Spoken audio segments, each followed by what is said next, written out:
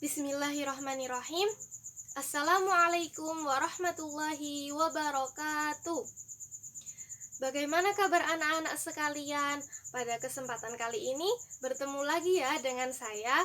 Perkenalkan, nama saya Bu Hilmah. Kali ini kita akan membahas tentang mata pelajaran fikih kelas 7 semester 1. Nah, agar lebih berkah kita mulai pembelajaran dengan baca doa terlebih dahulu ya. Mari kita baca doa bersama-sama, yaitu dengan membaca Quran Surat Al-Fatihah dan doa belajar. Abata A'udzu billahi minasyaitonir rajim. Bismillahirrahmanirrahim. Alhamdulillahi rabbil alamin. Ar-Rahmanir-Rahim. Maliki yaumiddin. Iyyaka na'budu wa iyyaka nasta'in. Ihdinas siratal mustaqim.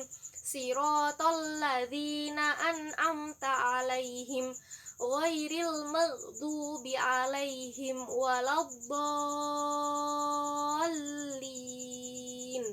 Amin. Raditu billahi robba wa bil islami dina wa bi muhammadin nabiyya wa rasula. Rabbi zidni ilma warzuqni fahma. Amin. Nah, alhamdulillahirabbil alamin. Selanjutnya, sebelum memulai pembelajaran, anak-anak sekalian bisa absen terlebih dahulu ya. Tuliskan nama dan kelas kalian di kolom komentar. Nah, selanjutnya pada kesempatan kali ini kita akan membahas tentang bab 5 yang berjudul Meraih Hikmat dengan mengagungkan Jumat. Nah, pada kesempatan kali ini kita akan membahas dulu tentang ketentuan sholat Jumat, yaitu nanti kita membahas pengertian, dasar hukum, syarat wajib sholat Jumat. Nah, sambil Ibu jelaskan, kalian juga bisa nyimak ya di buku paket kalian dari halaman 71. Bisa sambil kalian baca-baca ya. Nah, sekarang kita akan masuk ke materi. Sebelumnya, kalian pernah nggak sih ikut sholat Jumat berjamaah di masjid? Pasti yang laki-laki sering ya. Dan diusahakan setiap Jumat kalau tidak ada halangan atau tidak ada uzur syar'i, yang laki-laki wajib ya melaksanakan sholat Jumat berjamaah. Selanjutnya, pengertian sholat Jumat. Sholat Jumat itu adalah sholat yang wajib dikerjakan pada waktu zuhur di hari Jumat, yang sebelumnya ada 2 khutbah. Kemudian sehingga ada dasar hukum yang menjadi landasannya, yaitu pada Quran Surat Al-Jumu'ah ayat 9 yang bunyinya A'udzu billahi minasyaitonir rajim. Ya ayyuhalladzina amanu idza nudiya lis-sholati min yaumil jumu'ati fas'au ila dzikrillahi wa dzarul bai'. Dzalikum khairul lakum in kuntum ta'lamun.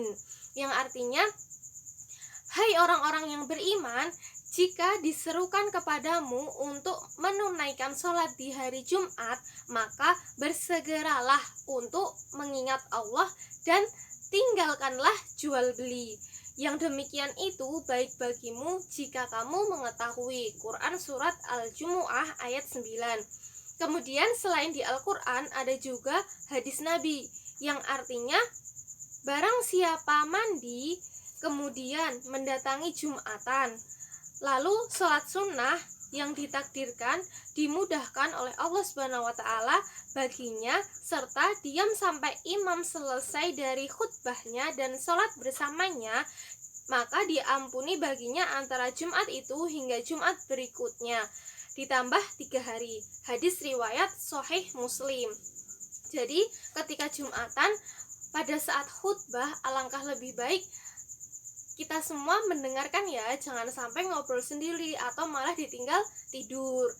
Nah, ada lagi dalilnya, bisa kalian baca ya di modul kalian. Kemudian kita selanjutnya akan membahas mengenai syarat wajib sholat Jumat. Nah, di sini ada sekitar 6 syarat wajib sholat Jumat. Yang pertama adalah muslim. Jadi seluruh umat Islam, seluruh orang muslim, terutama yang laki-laki, wajib melaksanakan sholat Jumat berjamaah di masjid. Dalilnya adalah dalam Quran surat At-Taubah ayat 54 yang artinya, dan tidak ada yang menghalangi mereka untuk diterima dari mereka nafkah-nafkahnya, melainkan karena mereka kafir kepada Allah dan Rasul-Nya.